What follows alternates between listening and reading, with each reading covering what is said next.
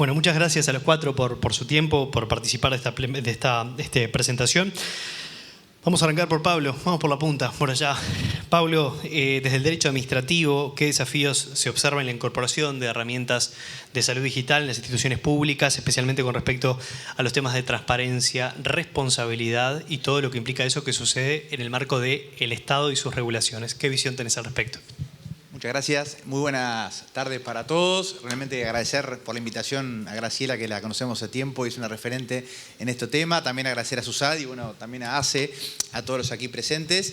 Y bueno, creo que como bien planteaba acá el moderador, es un gran desafío todo este tema para el derecho administrativo, y no solo para el derecho administrativo, sino para el derecho en general. Nosotros, tradicionalmente, cuando nos tocó estudiar en facultad, estábamos acostumbrados a que primero estaba la ley y después aparecían los fenómenos jurídicos. Yo necesitaba un código civil para que existiera un contrato de compraventa y regulaba, y esa regulación duraba 100 años.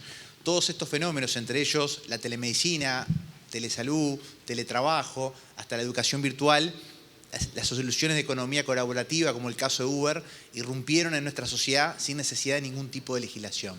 Entonces, eso supone un quiebre de paradigma en lo legal, y cómo nosotros como sociedad, cómo nosotros como operadores del derecho, cómo nosotros como parlamentarios nos paramos para dar solución o ver cómo podemos llegar a regular todos estos fenómenos. ¿Qué quiero decir con esto? Que la telemedicina existe con o sin ley que la establezca. Y eso tenemos que tener bien claro. O sea, hoy, si no hubiese estado todo el impulso que se trabajó en la gestión anterior de gobierno, en plena pandemia, y hoy tenemos la ley de telemedicina, la telemedicina existe igual. O sea, entre médicos están haciendo videollamadas, con pacientes uruguayos iban haciendo teleconsultas con profesionales del exterior, íbamos a hacer intercambio de información a través del WhatsApp, a través de mail. O sea que todos esos fenómenos que contempla hoy la telemedicina estarían existiendo como hoy existen. Ahora, ustedes me preguntan, ¿es necesaria una ley? Sí, lo era, y muy necesaria. ¿Por qué? Porque la ley, si bien no crea la telemedicina en Uruguay, viene a establecer un marco regulatorio que yo creo que con el correr del tiempo, por más que fue cuestionada al principio, es muy bueno. Primero porque es una ley, como yo siempre digo que a mí me gusta, es una ley muy breve.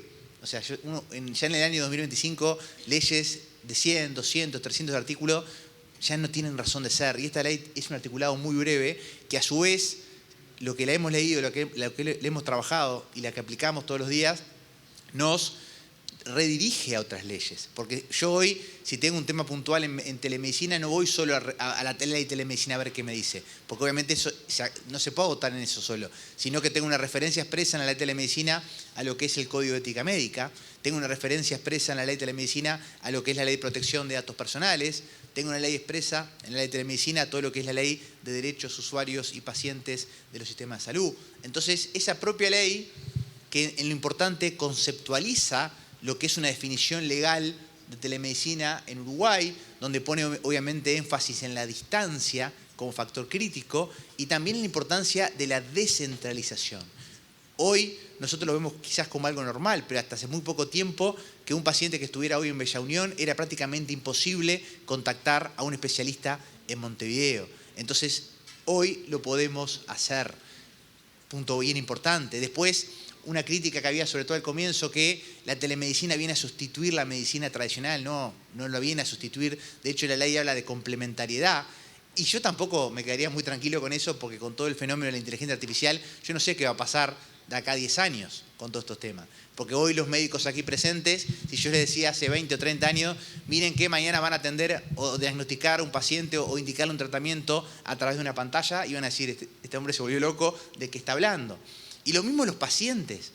Nunca un paciente se imaginó que iba a haber un médico a través de un celular o de una computadora o lo iba a atender por teléfono. Entonces, yo creo que han cambiado muchos paradigmas en la comunicación, en el derecho y obviamente en la sociedad. Y acá, insisto, la ley de telemedicina viene a sentar esas reglas de juego claras. Yo siempre le digo cuando trabajamos con médicos, agradecer a la ley que por lo menos tenés un marco regulatorio, porque si no antes iban a hacer lo mismo sin ningún respaldo ni legal ni reglamentario. Entonces creo que la ley viene a suplir ese vacío. Creo que son muy pertinentes las referencias que hace la ley al tema de la protección de datos personales, porque miren si será importante la protección de datos personales siempre, y más hoy en estos fenómenos de transformación digital o digitalización de la información, porque toda esa información antes Graciela nos dirá, a todos los médicos aquí presentes, si yo quería ver la historia clínica de un paciente, me tenía que meter un archivo todo muriendo, sin luz, y pesaba 20 kilos la historia, ¿no? Hoy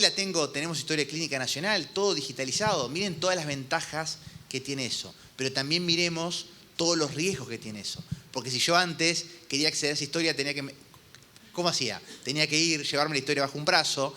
Hoy todos tenemos celular, le saco una foto de lo que me dice la pantalla de la computadora en el prestador de salud, y eso puede suponer, y acá tengo a Agustina que está muy especial en estos temas, un incidente de seguridad. ¿Y qué hacemos con todo eso?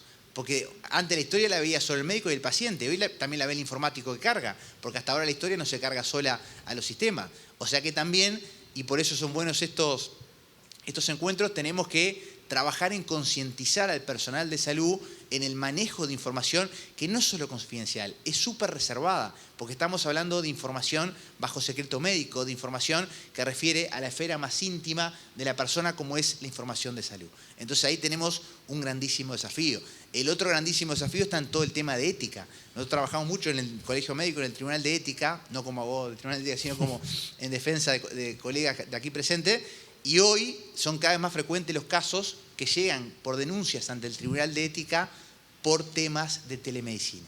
O sea que la telemedicina ya está siendo objeto de control por el Tribunal de Ética Médica, que ahí recordemos que la medicina es la única especialidad en Uruguay que tiene colegialización obligatoria. ¿Qué quiere decir esto? Que todos los médicos para poder trabajar en Uruguay son miembros del colegio médico, pero no porque quieran o no, sino porque hay una ley que lo dice, a diferencia de las otras profesiones, abogados, escribanos, contadores, arquitectos, cualquiera, donde si bien existen colegios de abogados, etcétera, los profesionales no están obligados a afiliarse y esos tribunales arbitrales que puede haber dentro no los alcanzan. Entonces acá ningún médico zafa mañana si tiene un tema en el Tribunal de Ética Médica, y claramente por la referencia de la ley de telemedicina al Código de Ética Médica, toda la telemedicina está dentro del Código de Ética Médica. ¿Bien? También otro tema importante, todo el tema de derechos usuarios del sistema de salud.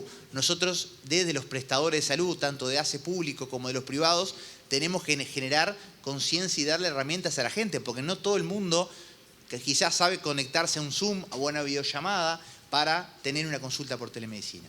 Entonces ahí, desde quizás de la administración pública sobre todo, hay que darle herramientas al ciudadano, porque a ver, esto está muy bien, yo tengo una ley de telemedicina que está muy buena, se está cumpliendo. Ahora, si mucha población no accede a esto, el servicio me queda como que le falta algo, porque la idea de esta y otros principios que recoge la ley es la universalidad, llegar a todos lo que pueda llegar. Y creo que en Uruguay, más allá del gobierno de turno, somos de los países con mayor accesibilidad a Internet de la región, y creo que eso hoy no es un problema, pero sí creo que hay que poner más énfasis de la autoridad pública en cómo comunicamos que hoy mañana un paciente puede ser atendido por telemedicina. Y también lo que... ¿Cuánto tengo? No, yo me tengo que hablar, no, pero íbamos uno y uno, pero no pasa nada.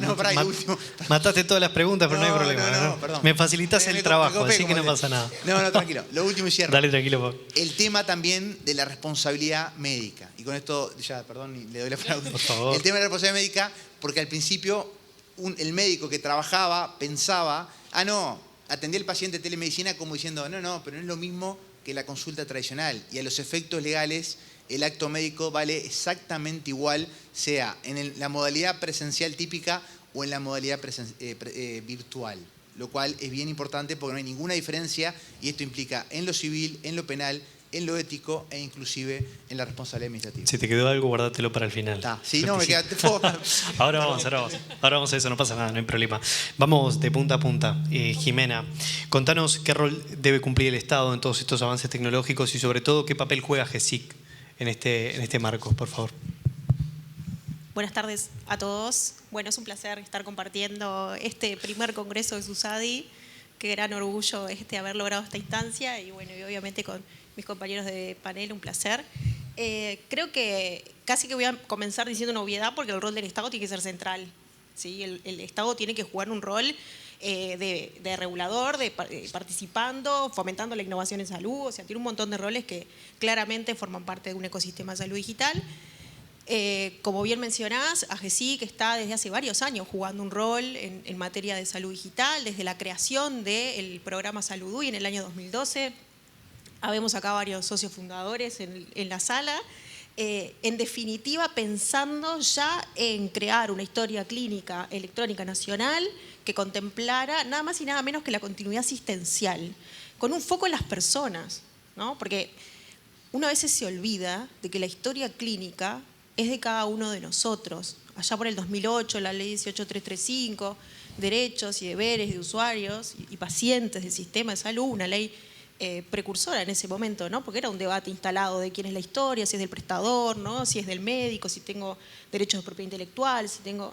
Bueno, es del paciente, dijo la norma, y a partir de ahí es que se empieza a construir ese ecosistema de salud digital, porque hoy ya es un ecosistema de salud digital donde AGESIC formamos parte, sobre todo desde el punto de vista de la infraestructura tecnológica, pero nunca solos, no somos el regulador de la salud, hay un Ministerio de Salud Pública que es quien regula y establece las políticas en materia de salud. Entonces, si uno piensa en el rol del Estado dentro de la salud digital, es más que trascendental. Desde el dictado de las políticas, el dictado de las normas, ¿sí? El marco legal no es porque sea lo más importante, pero sí es un componente fundamental. Actuar en el ámbito de la salud en general, como decía Pablo, pero cuando incorporamos tecnología aún más, tiene que hacerse en un marco de confianza y de seguridad. Y eso lo dan los marcos normativos robustos, sólidos, que se transforman, porque la tecnología transforma y en definitiva el marco normativo también tiene que permitir la innovación, no tiene que encorsetar, sino que al contrario tiene que permitir esa innovación. Y creo que también en toda la parte de lo que es la definición de estándares técnicos, si bien no es el objeto de este panel y han conversado un montón en la jornada, no hacemos las cosas de manera antojadiza, técnicamente tampoco, sino que seguimos estándares, estructuras, que también nos permite pensar en soluciones de telesalud, pensar en una atención fuera de las fronteras nacionales. Hoy ya no podemos pensar en nuestra salud dentro de nuestro territorio nacional, en mi prestador, y ahí no voy a salir y nunca... no va a suceder. Entonces, si seguimos pensando en los usuarios, en los pacientes, en nosotros básicamente, tenemos que seguir cimentando normativa que concentre a la persona, fomente derechos, tenga en cuenta, sí, los fenómenos que producen las tecnologías, porque sin dudas todos sabemos que la innovación tecnológica, estamos todos en esta sala de acuerdo en que es muy importante, pero también tenemos que estar atentos a los riesgos. Entonces creo que el Estado tiene que seguir garantizando que ese ecosistema siga funcionando, ecosistema complejo, porque hay público, porque hay privados, porque hay profesionales independientes, porque están los usuarios, y bueno, y seguir fomentando, a mi criterio, el empoderamiento de cada uno de nosotros con esa gestión de nuestra salud, que implica también la gestión de nuestra información de salud. Perfecto, vamos con Agustina, vamos uno y uno. Agustina, se habló mucho hoy y el tema de inteligencia artificial versa sobre el concepto del entrenamiento de los modelos justamente de inteligencia artificial. ¿Qué consideraciones éticas y legales hay que tener a propósito de este tema, ya que es importante para que tengamos las respuestas que necesitamos, que tengan la información, esa IA? Ahora, en ese proceso no podemos descuidar la protección de datos, cuestiones éticas. ¿Cómo podemos profundizar sobre este punto? Bueno, me adhiero a los agradecimientos de todos y un placer formar parte de este panel con amigos, además que nos cruzamos en distintas instancias. Como bien decís, la inteligencia artificial tiene un rol clave en lo que son los avances o la innovación en realidad en medicina, y por ahí viene un poco más mi perspectiva de trabajo de empresas tecnológicas.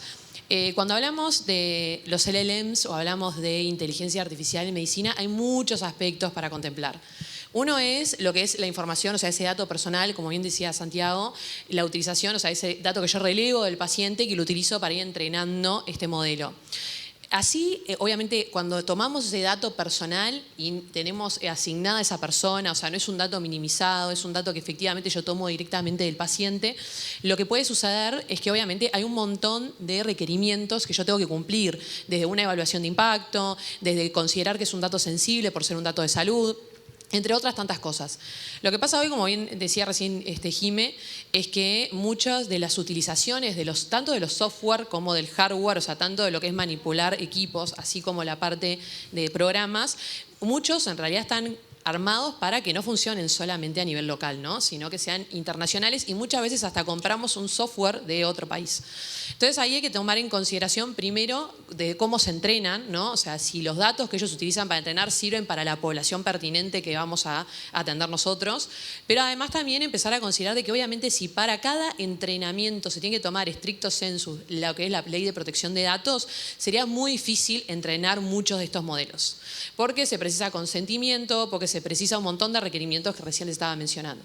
Entonces muchos en realidad pasan a entrenarse de una manera más dinámica, que es a través, por ejemplo, de datos sintéticos, que son más datos estadísticos que se toman a través de algún relevamiento. También se utilizan datos que tienen un tratamiento especial, como por ejemplo se separó, por decir una forma, el dato de la persona, se sacó esa personificación, pasa a ser como pseudo anonimato, se empieza a aplicar dentro de ese tipo de datos. También se aplica minimización de datos y tienen todo un tratamiento específico para que sirvan para entrenar. Esto significa que desde el lado médico se pueden generar tanto datasets, o sea, esta información para entrenar futuros LLMs, como tener también LLMs internos que estén entrenados de esta manera.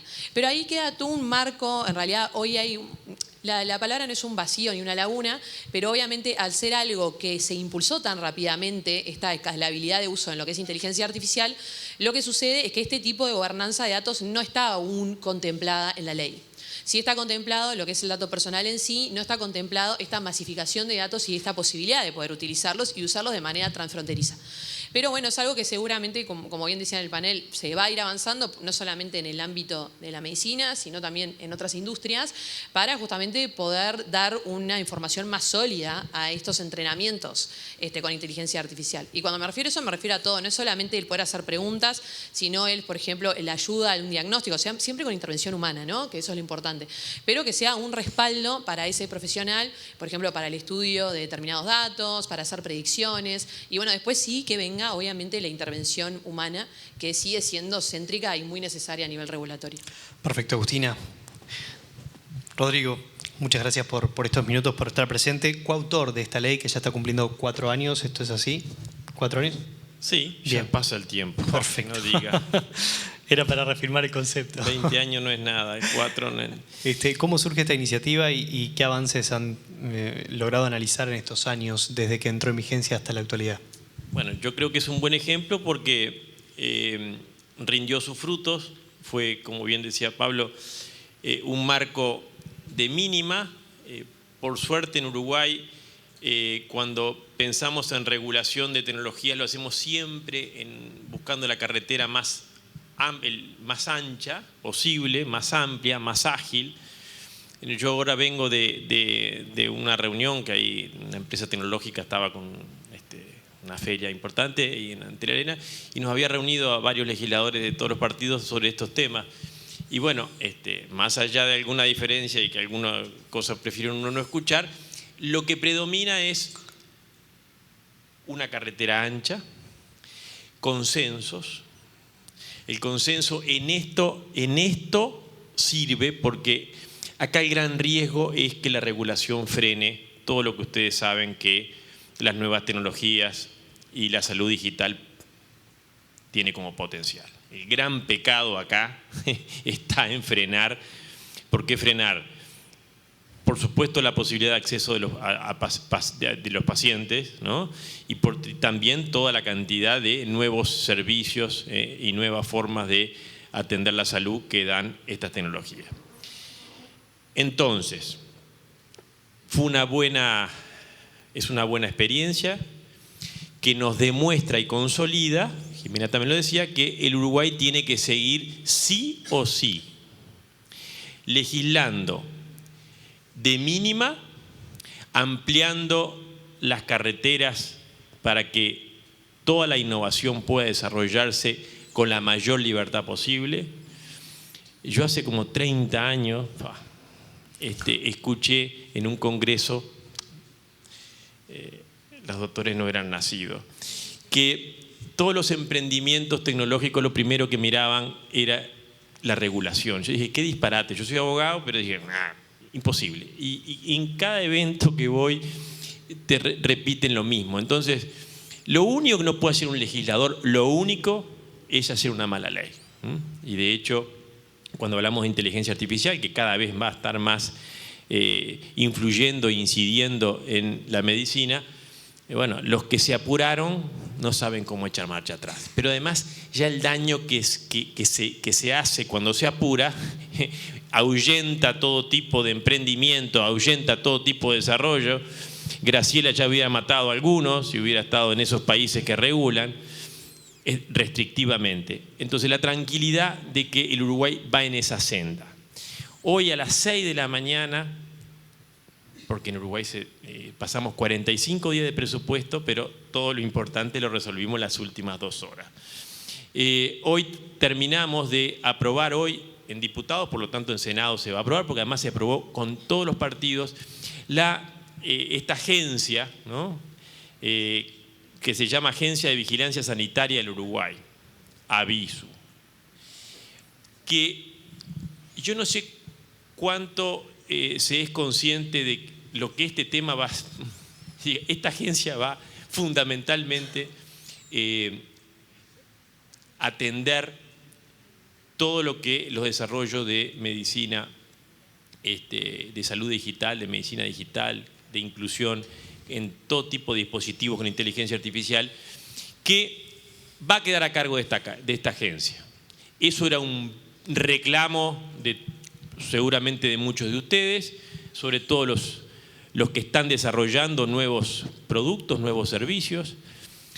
El gobierno, es importante que se sepa, el gobierno traía una propuesta, la oposición no la llevaba tal cual estaba y a último momento llegamos a una fórmula de consenso que lo que asegura es que, bueno, se va a sostener, ¿no? Básicamente es una agencia paraestatal que tiene naturalmente toda la agilidad de las agencias paraestatales, por fuera de alguna manera del Ministerio de Salud Pública, con una vinculación, pero que no es, digamos, es decir, la agencia hace el informe sobre un nuevo dispositivo, sobre un nuevo servicio, sobre un nuevo producto. Si el Ministerio no dice nada, ese informe queda y el servicio, el producto, la forma de asistencia se puede rápidamente implementar. Eso ustedes saben que era el gran freno.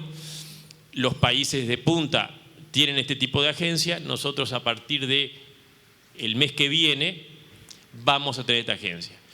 Que aparece por allí el tema tecnológico como aparece también en la comisión, de bioética que acabamos también de aprobar, donde las nuevas tecnologías y sobre todo la inteligencia artificial era una puntita y muchos la votan y la piensan con el viejo paradigma donde eran otros los temas. También, y los invito especialmente a que en la Comisión Nacional de Bioética que va a tener Uruguay a partir del año que viene, estos temas, Graciela y todos ustedes, son los que van a estar allí, ¿no? Y siempre es mejor que sean ustedes los que digan, bueno, cuándo hay alguna brecha a cerrar o cuándo es necesario cerrarla y de qué forma, que la hagamos los legisladores, que cada vez estamos más lejos de la pelota. Es decir, en estos temas realmente no hay ningún legislador en el mundo. Los legisladores en el mundo, con todos los glamures que se quieren meter, lo hacen mal. Europa es el mejor ejemplo. Con todos los asesoramientos, con todas las regulaciones que han hecho, mal. Entonces, estos dos ámbitos que se están aprobando ahora, me parece que van a ser el mejor ámbito para que SUSADI vaya diciendo qué brecha cerrar, qué desafío abordar, qué sí y qué no, y de qué forma. Perfecto, fantástico. Pablo, hablemos de derecho médico y allí aparecen algunas dudas sobre cuál es, hasta dónde llega y cómo cambia la responsabilidad profesional cuando se incorpora tema teleconsultas, cuando se incorporan algunas cuestiones vinculadas a la tecnología, pero te llevo específicamente a los sistemas de decisión que puede tomar un profesional basado en información que proporciona la inteligencia artificial. ¿Cómo nos manejamos en ese contexto?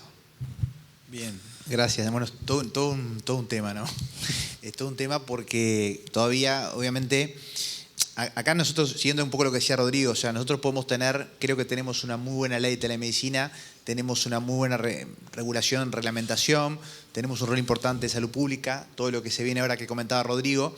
El tema que después, creo que donde hoy, no quiero decir falla, pero donde todavía falta, generar un poco de músculo es en la interna de las organizaciones. Cómo nosotros bajamos esto a la interna de las organizaciones, y a eso un poco va la pregunta. Nosotros tenemos, ustedes saben, un Sistema Nacional de Salud donde tenemos un prestador que es ACE, que es obviamente el que tiene el mayor número de pacientes. Después tenemos lo que era el mutualismo, el FONASA, y después tenemos los seguros privados. Y ahí yo he visto que hay muchísimas diferencias a veces en cuanto a la bajada a tierra de todos estos temas, porque yo no tengo por qué pensar que el médico que lo voy a sentar a hacer telemedicina está formado, capacitado, está instruido, conoce los riesgos.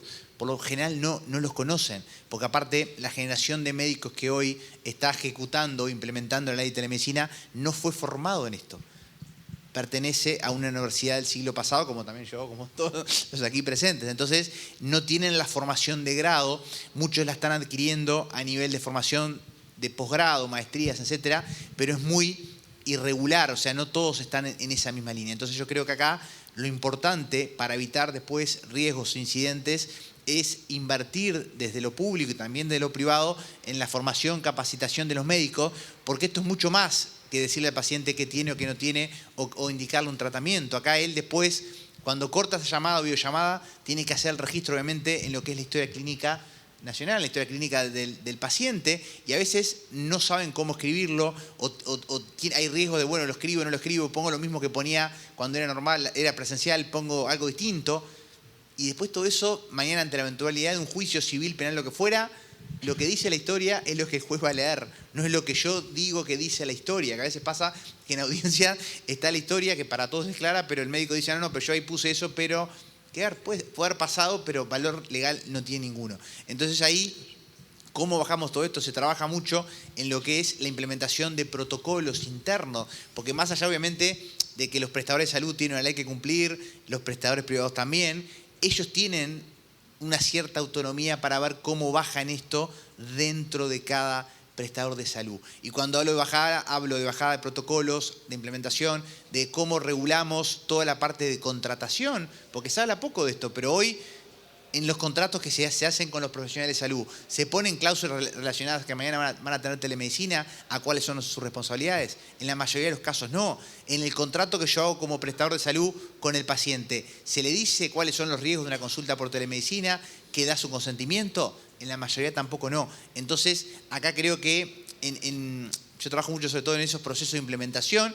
Creo que está muy bueno tener la ley que tenemos porque nos da el marco, la reglamentación. Ahora, una fase 3 de estos procesos de transformación digital en salud digital, en los prestadores, creo que es hoy donde hay muchas diferencias, y cuanto más diferencias hay, quiere decir que hay menos músculo, y eso expone mucho en potenciales riesgos, no solo a los prestadores de salud, porque obviamente el responsable último es el prestador, pero sino también a los profesionales. Y la mayoría de los problemas que está habiendo en la ejecución de esto, por la experiencia que uno tiene, son riesgos que eran evitables en caso de haber hecho las cosas de otra forma.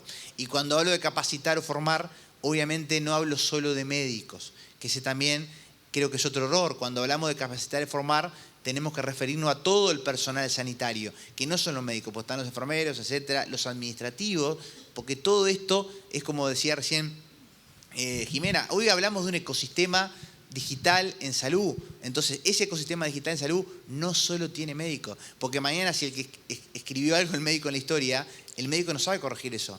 Tiene que ir a quién, al soporte informático, al otro que cargó, o sea, y a veces nos cuesta, porque seguimos, hablo por los abogados, no voy a hablar por los médicos, obvio, nos cuesta el trabajo, más que en grupo, el trabajo interdisciplinario, o sea, no estamos acostumbrados. Lo dijo el médico, palabra santa, lo dijo el abogado, palabra santa, pero estos temas, ante el problema, yo necesariamente tengo que requerir de todos, porque mañana yo tengo que reportar, por ejemplo, un incidente de seguridad de la información en los organismos competentes de esto, que obviamente está todo alcanzado por esa normativa, y el abogado solo, ¿qué puede hacer? Si necesita el informe del médico, pero si no le habla nunca al médico, que le va a hablar cuando está el incidente, y después con la parte informática. Entonces, ¿qué digo con esto?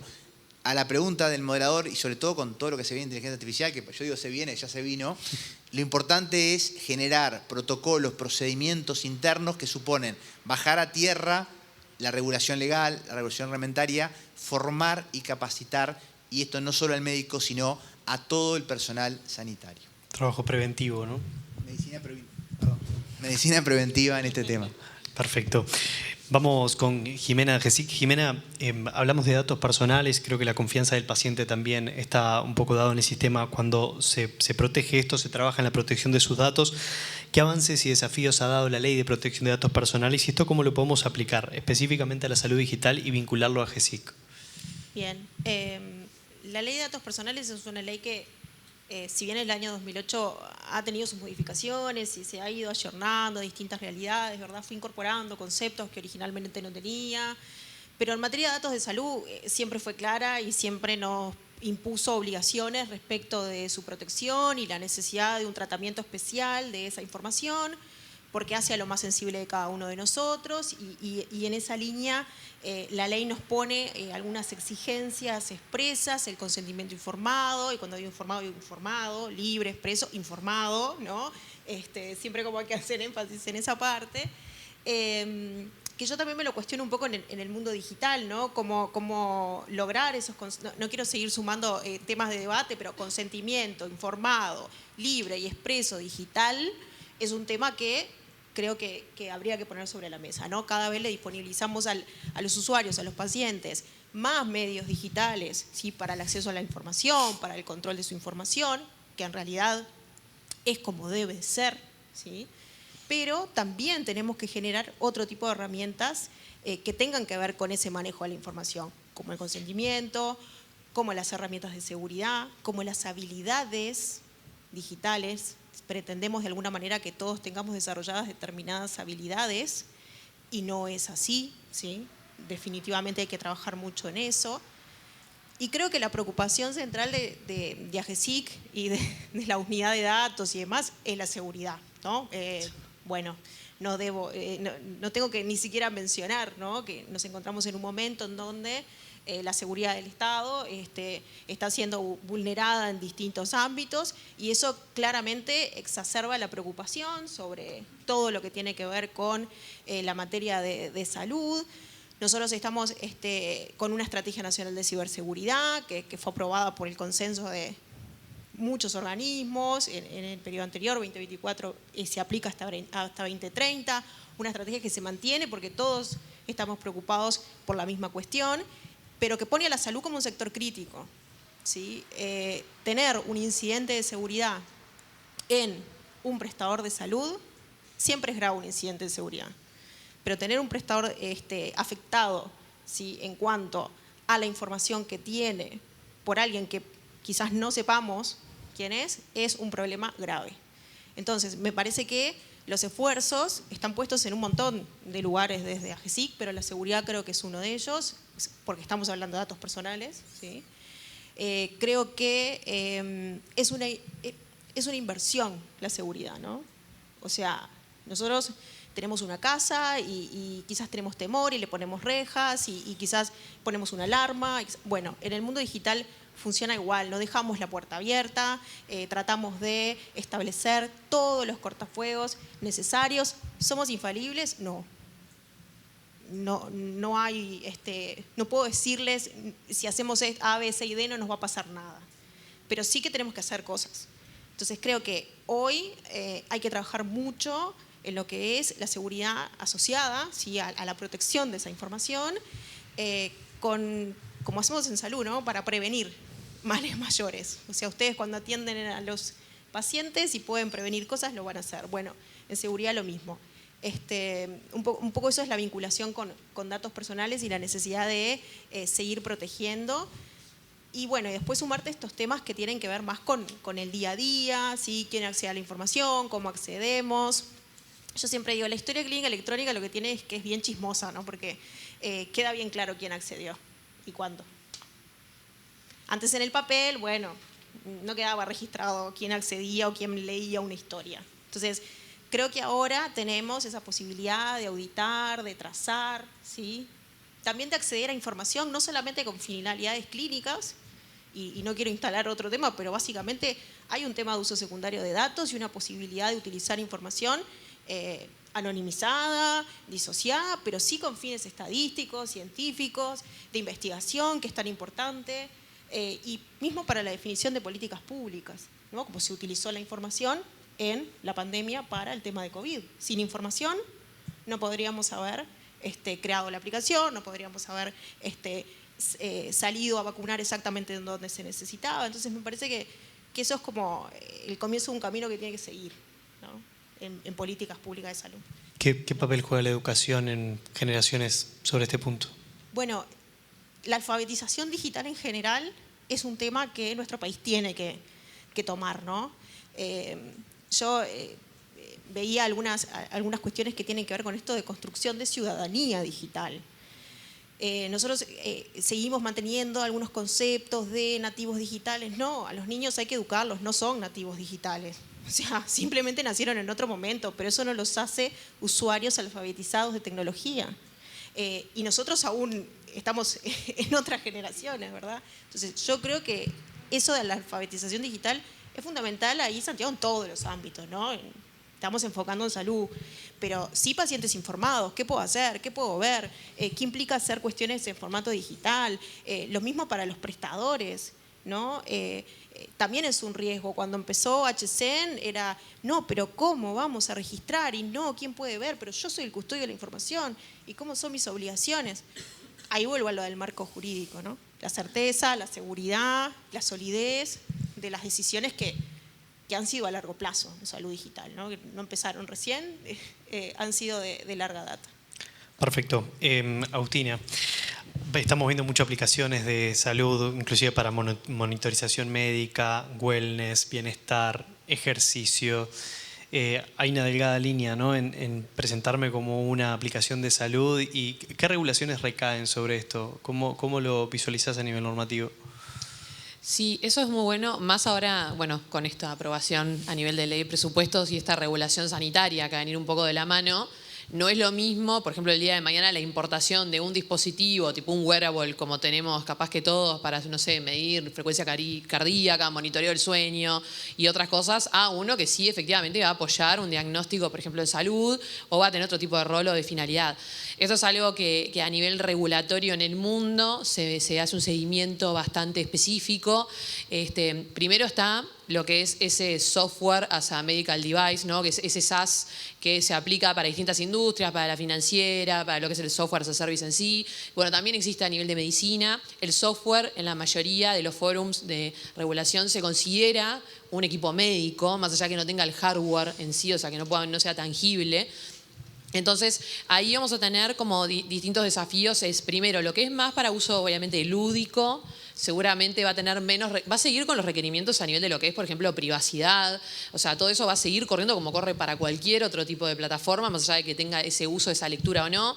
Hay que ver efectivamente los datos, cómo se custodian y cómo se pueden acceder a nivel de usuarios, porque a nivel región al menos ya hay algunas sentencias al respecto. En Chile fue la primera.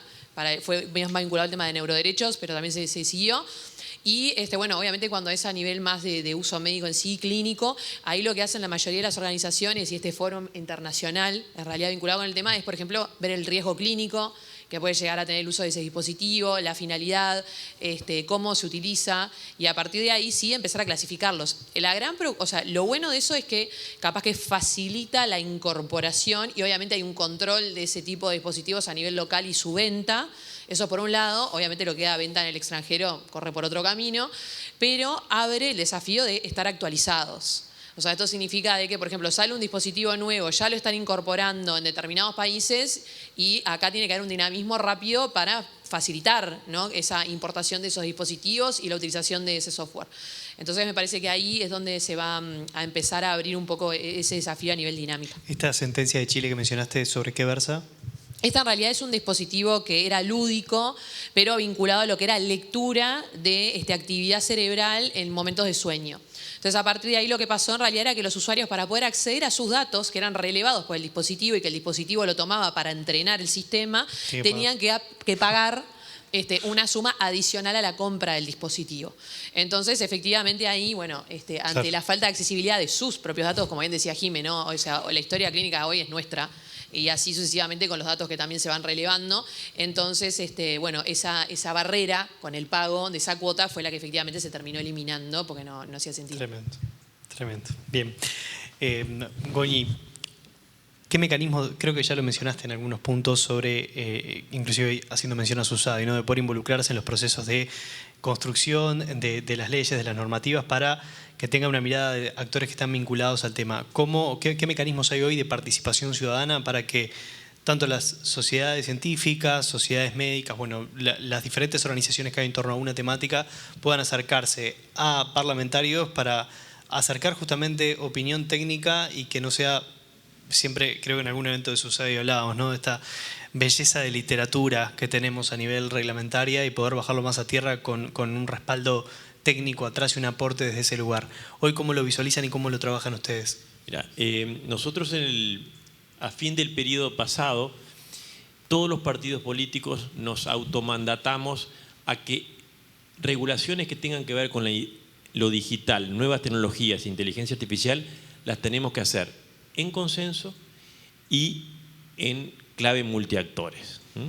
Es decir, lo pusimos por ley. Yo voy a todos lados y digo eso, y digo, más allá de que la ley se puede cambiar, hay un acuerdo de todos los partidos somos los mismos, de alguna forma fijamos una forma de regular que incluye explícitamente en la ley que los que saben y los que realmente van a aplicar que son los que tienen que decir cómo. Por supuesto que hay principios jurídicos que todos sabemos que queremos protegerlos. El tema es en esta gran tensión que hay en cómo proteger. Caso neuroderecho, nosotros acá hoy soy autor de un proyecto de mínima también. ¿Por qué? Y bueno, porque yo puedo ser muy glamuroso en proteger los neuroderechos, pero acá no va a haber ningún desarrollo, ningún emprendimiento que trabaje con algo pero tan importante como los neurodispositivos que hacen maravilla. Entonces, resumen, esa ley de alguna forma que nos automandata nos abre el camino para el 2026 van a empezar a aparecer normativa, porque Uruguay hasta ahora ha sido prudente, pero la presión viene y además la imaginación de algunos empieza a florecer. 2026 vamos a tener primero en funcionamiento esta agencia. Esta agencia cambia y en estos temas muchísimo, ¿no? Y era un gran reclamo. Agiliza, saca del Ministerio de Salud Pública a una agencia paraestatal donde naturalmente los actores involucrados van a estar con mucha más participación para decir que sí, que no. Y eso es la mitad del partido. Esa es la mitad del partido. Esta agencia, por eso, era muy importante aprobarla y en un híbrido ahí donde se saca del aparato burocrático del ministerio, pero no se le da total independencia. El Ministerio de Salud Pública va a estar informado de sus dictámenes y de todo, digamos, propuesta que venga de desarrollar tal o cual nueva asistencia. Creo que es un híbrido a la uruguaya que siempre ha funcionado. Este actor es muy importante tenerlo cerca y estar participando activamente, porque allí va a estar la llave de qué entra y qué no entra. Sin perjuicio de ello, ya empezó a aparecer la posibilidad de, para el año que viene, empezar a trabajar en una ley marco de salud digital, un nuevo marco, actualizándolo, donde ahí Susadi tiene que estar primero, ¿tá? Porque si no van primero los que están en mejores condiciones de sugerir, vienen otros que pueden tener otros intereses o desde el punto de vista ideológico o desde el punto de vista empresarial, llevan a que legislaciones que después son muy difíciles de echar marcha atrás nos hagan un daño terrible, ¿no?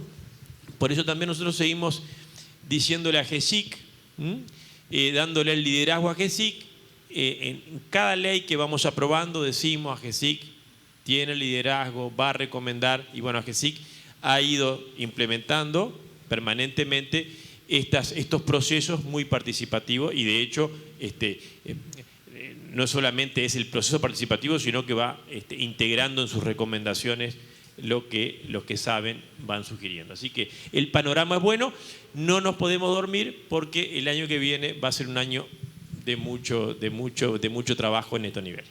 Perfecto. Los invito a viajar un poco al futuro y mirar unos años para adelante. ¿Cuál es la acción más urgente que tiene que tomar Uruguay? Vamos por Pablo, para tener un marco legal adecuado y abierto a la innovación tecnológica, es decir, que no nos limite, sino que nos ayude y tengamos una base firme para poder construir sobre eso. ¿Qué visión tenés sobre acciones concretas que se puedan dar a futuro? A nivel Como ejecutivo. país, sí hablando específicamente del marco legal. Bien, a ver, ahí un poco siguiendo la línea de este panel, yo creo que, yo soy pro regulación, pero el tema que ahí, inclusive dentro de la cátedra propia de Derecho Público en la facultad, nosotros, la regulación no puede suponer un freno. Y ahí es un tema cultural y un tema de cabeza. ¿tá? Y ahí, obviamente, lo que opino es opinión personal. Nos pasó, y Rodrigo lo dijo al pasar, pero yo lo voy a decir más preciso, en estos fenómenos que hubo de economía colaborativa como el caso Uber. Si yo al caso Uber le aplico la legislación de la década del 40 como si fuera un taxi, termina mal. ¿tá? Con esto no quiero decir que Uber venga, no pague nada, los choferes, si le aplico la jurisprudencia laboral de la década del 30, como está pasando, termina mal. Entonces eso requiere un cambio cultural y un cambio de cabeza. Con esto no quiere decir que venga cualquiera de cualquier lado, sea una empresa, sea persona, sean aplicaciones, y que sea el libre albedrío, porque obviamente Uruguay es un Estado de Derecho que supone normas y reglas de juego claras para los que vivimos acá y sobre todo para los que vienen a invertir. Ahora, si nosotros damos esa señal ruidosa y tratamos a la innovación como la estamos tratando, obviamente lo que viene no es bueno. Pero el tema que ahí empiezan a jugar cuestiones filosóficas, cuestiones políticas, y Uruguay yo creo que tiene todo para transformarse en un hub regional en tecnología, pero no solo de salud, de todo. El otro día se anunció por parte del gobierno argentino, no va a ser política ni mucho menos, que una de las empresas más grandes, que OpenAI creo que es de... OpenAI, sí. Ahí está. La de ChatGPT. Van a instalar en el interior argentino y van a hacer una sede regional. Nosotros tenemos todo para eso. Todo. Ahora, el tema que si vienen de afuera, no, son extranjeros, no, vienen, nos van a tocar el agua, tampoco. Entonces Pablo, empezamos... Te pongo sobre ese caso concreto. Dale. Cerca de 25.000 millones de dólares de inversión anunció OpenAI en la Patagonia Argentina. Estamos hablando de más de 10 plantas de UPM. Con lo que impacta una planta de UPM en nuestro país, esa es la inversión que está haciendo OpenAI en la Patagonia Argentina, que es una cosa demencial, ¿no? Excelente aporte. Entonces, sí. Bueno, eso fue el anuncio de la empresa. Bueno, está claro. Claro. Más allá del monto, que el monto obviamente es un monto... Después pasamos raya, le vamos a leer los balances, a ver si funciona. Pero está bien, más allá de eso, Uruguay tendría que tener su sede Google, su sede Facebook, su sede Meta, su sede... O sea, porque traemos la innovación a Uruguay, formamos a los uruguayos en eso. Yo tengo una enorme preocupación, y ya pensando en el futuro, ¿qué va a pasar cuando la digitalización llegue a donde va a llegar?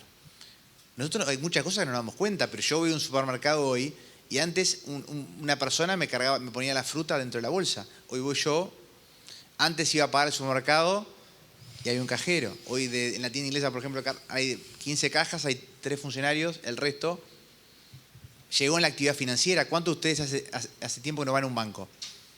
El otro día fui con un cliente bastante veterano, decir la edad, porque quería el banco, cobró en el banco, en el República Ciudad Vieja, que obviamente es una obra de arte, es un museo, pero era un museo porque no había nadie adentro.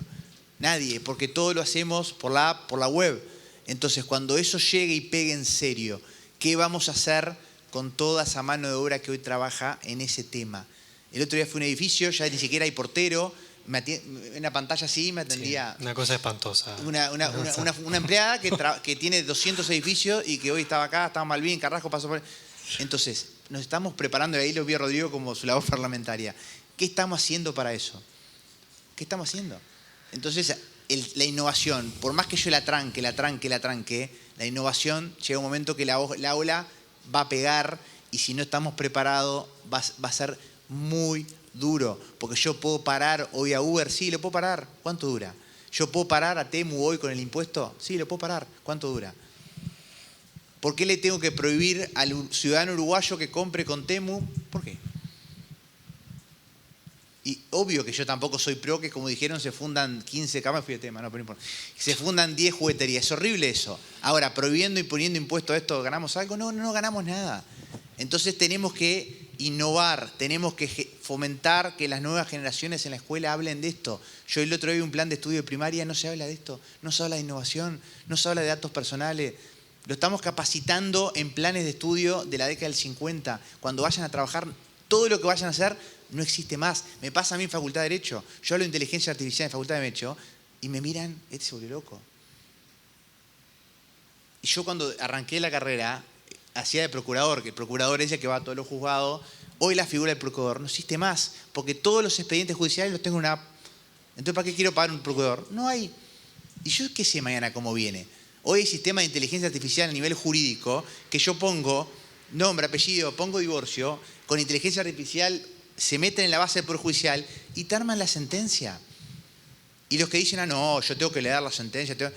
Nada. En un segundo, lo que un juez demoraba 2 meses lo hacen y después obviamente por ahora la responsabilidad sigue siendo el de firma, entonces te da la sentencia, la corregís. Ahora, yo he hablado con jueces que hacen eso. ¿Cuánto le corregiste? Me dicen, mira Pablo, si le toqué 10 cosas, es mucho. Entonces, ¿para qué quiero? Todo ese personal que hoy necesito va a desaparecer. Es durísimo, pero es así. El tema es cómo nos estamos preparando para esto. Porque el médico que está en telemedicina hace 10 años, ni en los libros eso que había de futurología, se imaginaban que el paciente ni siquiera lo iba a ver. Los estudios a nivel jurídico ya tampoco existen más. Yo a veces hablo con clientes, tengo X, hace 2 años que no lo veo. Los grandes estudios que han invertido en grandes edificios, me dice Pablo, para que venga alguien a Ciudad Vieja, no vienen más. Entonces, para hacer un mensaje de cierre positivo, ¿no? Hay que invertir en innovación, hay que educar a nuestros niños en las escuelas en un mundo que va a ser por 100% digital. Hay que estar preparados en el mundo del trabajo porque esto lamentablemente tiene muchísimas cosas buenas, pero supone no pérdida, desaparición de puestos de trabajo. Creo que ahí está el gran desafío. Agustina, tu opinión al respecto. Yo primero creo que en todo lo que es digitalización, y esto lo hemos hablado en varias oportunidades, implica también responsabilidad. Entonces, más allá de que todo suene muy innovador y obviamente sabemos que el mundo va por ese camino, también sabemos que conlleva una gran responsabilidad y que hay que tener seguridad en todos esos marcos.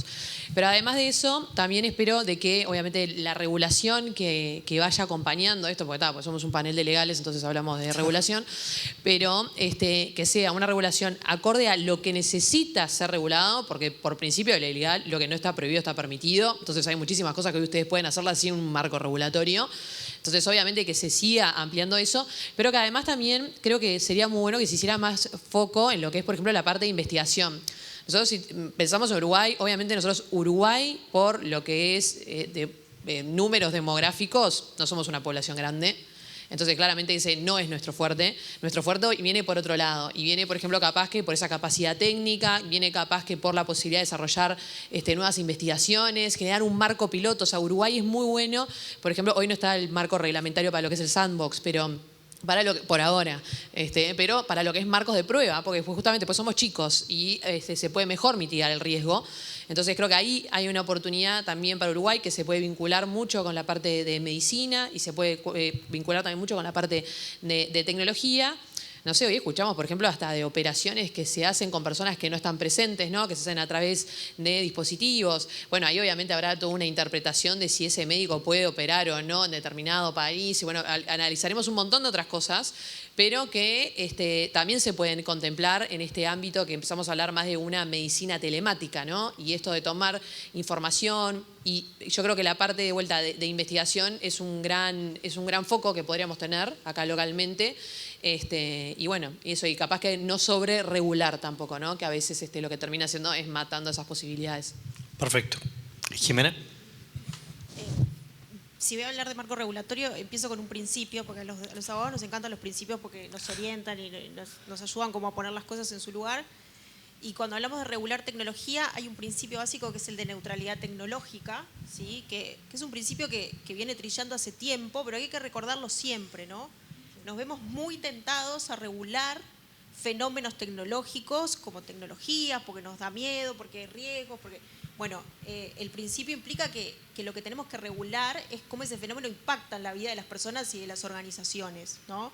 Entonces, no tenemos que regular, si hubiéramos regulado el blockchain, quizás como tecnología, sí la estamos usando en cripto y demás, pero capaz que decíamos, ¿para qué lo regulamos? Y entonces, cuando uno regula tecnología, regula fenómenos, regula consecuencias de la aplicación de la tecnología. Entonces, el marco normativo futuro tiene que seguir ese principio a rajatabla, abierto a la innovación, creo que eso es un principio fundamental. En inteligencia artificial estamos siendo precavidos y creo que así debemos ser. Hay una estrategia nacional de inteligencia artificial 2024-2030 que justamente consagró principios. Bueno, centrémonos en las personas, transparencia algorítmica, uso ético de la información, un montón de cuestiones que son como los pilares a resolver. Entonces, creo que estamos dando ciertos pasos. A mí siempre me siguen preocupando algunas cuestiones que son preocupantes en la historia papel y que quizás se siguen manifestando en la historia digital, y como recién dije, el consentimiento, como podemos decir, el acceso, por ejemplo, de los menores, la autonomía progresiva, N temas que siguen estando sobre la mesa. Nos hemos ido mucho a la innovación y eso está bien, pero creo que hay algunas cuestiones asociadas a la historia clínica que no machean exactamente en el mundo digital, que no nos están macheando las normas que tenemos y que tenemos que pensar quizás en una ley integral de salud digital, solucionar qué hacemos con las historias papel, las digitalizamos, las tiramos, las escondemos, qué hacemos. Bueno, todas esas cuestiones que hacen a una salud digital que está madura, que hay una transformación digital, que hay un HCen, que tenemos la información, ¿sí?, ya en un formato digital, generada digitalmente, con un montón de garantías, creo que nos lleva a reflexionar también cómo terminar de hacer la transición. Creo que ya tenemos que terminar de hacer transición papel-digital en el mundo, por lo menos en las historias clínicas. Y lo último, uso de datos, uso secundario de datos, investigación, fines científicos. Tenemos que poder permitirle a los médicos, investigadores, científicos tener información. Y a los tomadores de decisiones, ¿no? O sea, los pongo en el mismo plano, tomadores de decisiones y academia. O sea, lo digo como académica también, en la academia construimos también un montón de cosas, entonces me parece que la legislación podría dar un poco más de certezas respecto a esos accesos y a esos usos. Le tiramos toda la responsabilidad ahora. Sí, no, está bien, pero creo que vamos bien y los invito a transitar hacia una nueva ley o a primera ley general, como decía Jimena, marco de salud digital. Creo que necesariamente tenemos que ir ahí, en clave de anticipación e innovación responsable. Creo que ya el paradigma parlamentario y legislativo en este mundo tan dinámico no puede ser con el paradigma estático. Tenés que ir viendo lo que va emergiendo, porque si no vas a estar siempre regulando para lo que ya no existe, no es lo que pasó de moda, lo que ya no existe. Así que están invitados y el Parlamento realmente está muy abierto, no sé cuánto por convicción, pero sí por necesidad, a la participación de todos ustedes. Me dijeron que hasta 16:30 estábamos, son 16:28. Un aplauso para estos panelistas. Muchísimas gracias por su aporte. Tenemos un segundo porque seguramente alguien quiere hacer alguna pregunta.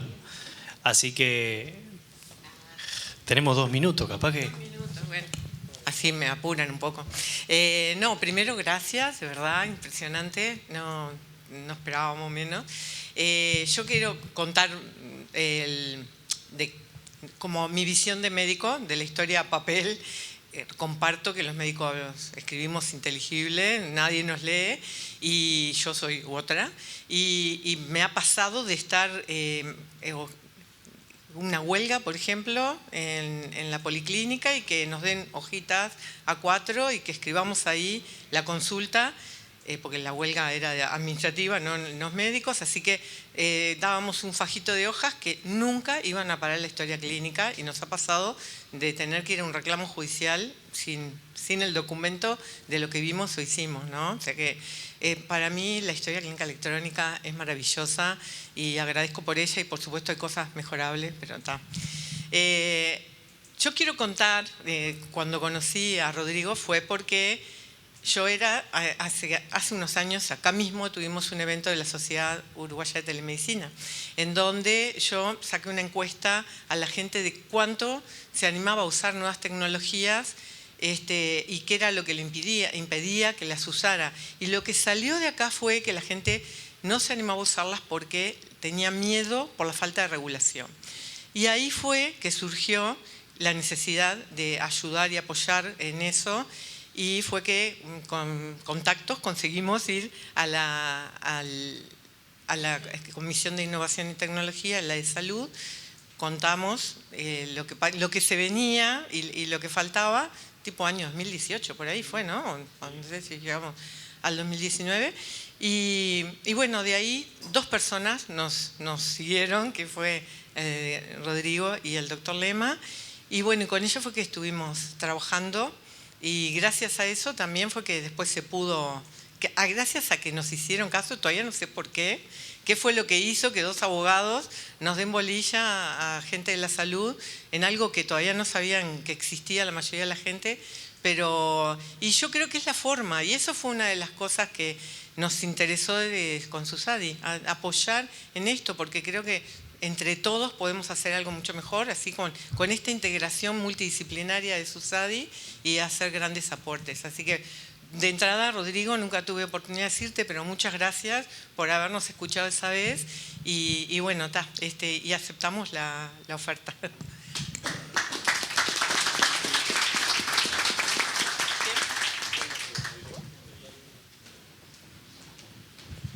Era una pregunta a...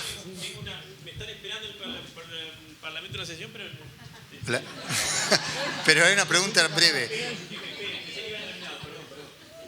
Bueno, buenas tardes a todos, a todas. Mi nombre es Esteban Rossi. Quería hacer una consulta en relación a la nueva agencia que se aprobó, si va en la línea de lo que sería la regulación Mercosur de la tecnología médica, de alimentos y medicamentos, o si es, digamos, una agencia distante de esa regulación, tipo la que es de Chile. O sea, ¿cómo? Porque no conozco el borrador o la última aprobación. Es un modelo híbrido, ni agencia tipo FDA de Estados Unidos, ni tampoco demasiado metida en el ministerio que no soluciona los desafíos que tenemos hoy. Entonces, básicamente es una agencia paraestatal, como Uruguay tiene tantas agencias y han funcionado, más que sí que es una. Tiene la independencia técnica. En general nuestras agencias forman equipos profesionales de muy buen nivel, con la especialidad. Y entonces, acá, a ver, esa agencia tipo AGESIC que va a recibir toda demanda, toda propuesta, todo proyecto de introducir cualquier nuevo servicio, producto, fármaco, tratamiento. Lo que nosotros que sabemos sabemos por dónde va a venir la gran demanda, va a ser por toda la cuestión tecnológica, digamos. Escondidito dice y dispositivo, pero ese dispositivo chiquito va a ser la gran puerta de entrada. Y ahí esta agencia va a hacer un informe sobre tu planteo, tu pedido, tu solicitud, y si el ministerio puede decir que no. Eso es lo que se aprobó anoche de madrugada, que fue el acuerdo. Lo que estaba propuesto originalmente era una agencia donde la agencia decía que sí, que no, y el Ministerio de Salud Pública no se enteraba. Ahí nos dio un poquito de miedo eso en Uruguay, y siempre el Ministerio de Salud Pública va a poder decir que no. Entonces, ¿qué hacemos? Que algún tema medio gordo, bueno, el Ministerio tenga posibilidad de decir esto lo paramos un poquito. Todo lo demás, la idea es, bueno, que fluya, que es lo que no está pasando. Que antes había cosas que podían esperar, de hecho, los fármacos podían esperar, o se traían de otro lado, pero en este mundo dinámico de la tecnología sería una infamia, y sería imposible seguir con el sistema actual, digamos. Por eso creo que esta agencia realmente No sé cuánto fue pensada para la cuestión tecnológica, pero para mí va a ser el gran trabajo ahí. Y entonces, también no hay que dejar que esta agencia se independice, que a veces pasa en Uruguay. No le estoy diciendo nada que sí. La agencia desde el vamos tiene que saber que está al servicio de los que están trabajando en eso, ¿no? Y que le llegue al paciente, que le llegue a los emprendimientos, que le llegue a los médicos. Y bueno, para eso hay que meterse desde el vamos. Por eso quise avisarlo ahora, porque al haberse votado un diputado, que donde no están la mayoría, en Senado se va a votar, uno ya puede empezar a trabajar sobre la base de que esta agencia cambia realmente las cosas. Perfecto. Diputado, lo liberamos, así se puede ir al Parlamento, no va a ser que falte quórum. Muchas gracias. A ustedes también, muchísimas gracias, muy amable. No sé si les queda. Perfecto, después se la mandamos por correo. ¿Alguien más tiene alguna consulta? ¿Por allí? Sí, perfecto. Para ahí le acercamos el micrófono. Ya tenemos a la próxima invitada esperándonos, así que vamos a hacer rapidito. No, cortito, sin preámbulo. Quería saber su opinión sobre el retorno económico de los datos en salud a los dueños y productores de los datos de salud. Dentro de la gobernanza del dato en salud, que toda la ganancia que puede llegar a dar o lo que puede producir un dato pueda ser de alguna forma rastreado y que se le devuelva económicamente a tanto pacientes, profesionales o interventores. Vale. ¿Quién acusa recibo? Bueno, en realidad creo que va a depender mucho del proveedor, ¿no? Porque hoy lamentablemente, regulación específica vinculada a eso no hay. Claramente se va a necesitar este consentimiento expreso que se está diciendo hoy, y me imagino que el proveedor, además, si el día de mañana armara, por ejemplo, un dataset específico, va a tener que garantizarle cómo va a generar ese pseudoanonimato, cómo va a minimizar esos datos, a qué tratamiento le va a dar para después poder utilizarlo comercialmente para determinadas cosas. Y ver también cómo va a hacer esa compensación, ¿no? Capaz que hace, no sé, estoy dando ideas muy genéricas, pero capaz que es una compensación en los servicios de salud que le provee y se da esa posibilidad a usuarios de, por ejemplo, ustedes participan en el formato de investigación de esta acción, se le da determinados servicios, capaz que se dan compensaciones expresas o capaz que simplemente se hace de manera honoraria para contribuir a determinados casos de investigación. Me imagino que ahí se verá cada caso. Creo que hay un límite delicado. Tuvimos algunos casos que anduvieron en la vuelta, bueno, en Argentina, lo que fue recabar determinados datos biométricos, ¿no? Se le daba a las personas se le pagaba un precio por recabar ese dato. Bueno, obviamente tiene que ver con que los datos son el valor, ¿no? Y más los de salud. Creo que legalmente, como dice Agustina, hoy no podemos decirte otra norma que no sea la de protección de datos, crear bases de datos de salud fuera de los procesos asistenciales y los procesos regulados no sería legalmente aceptable sin el consentimiento del usuario y del titular del dato. Y ahí otra vez enfatizamos en el consentimiento, en cómo se hace consentimiento, cuáles son las condiciones. Entonces el límite legal está dado por la Ley de Protección de Datos y creo que después que es un tema interesante para sumar a un debate ético también, ¿no? Más allá de la Ley de Protección de Datos. Justo hay varios casos en la vuelta. Me imagino que por eso lo preguntás. Acá en Uruguay, solo esto, hubo un intento de instalarse en Uruguay por la empresa y hubo un pronunciamiento de la Unidad de Protección de Datos al respecto. Si querés te lo puedo buscar, o sea, yo no formo parte del staff de la unidad, entonces no recuerdo el número de resolución, pero sí hubo en Uruguay una intención de instalarse y la unidad dijo, ojo que es violatorio de la ley de datos, ¿no? Pero si te interesa lo buscamos. Perfecto. Cerramos. Era perdón, Sí. En el caso del proyecto hay que ver que también hay muchos que toman datos biométricos, pero en realidad la finalidad no es para salud, ¿no? Hay otros que es, por ejemplo, identidad. O sea, creo que el caso específico que estamos hablando de Argentina no se utilizó para salud. En realidad es un proyecto que lo que hace es busca una identidad descentralizada a futuro porque sostiene que muchas personas van a perder su trabajo por la inteligencia artificial. Entonces lo que hace es pagarle a muchas personas por entregar sus datos biométricos. Entonces es un caso un poco distinto porque además el dato biométrico per se no es un dato sensible, depende de la finalidad que le adjudiques. Entonces ahí de vuelta hay un tratamiento y creo que el tratamiento que le es al dato y la finalidad son claves para poder justificar qué requerimientos necesitas y cuáles no. Cerramos el espacio de preguntas, ahora sí los despedimos con un fuerte aplauso. Muchísimas gracias por su aporte.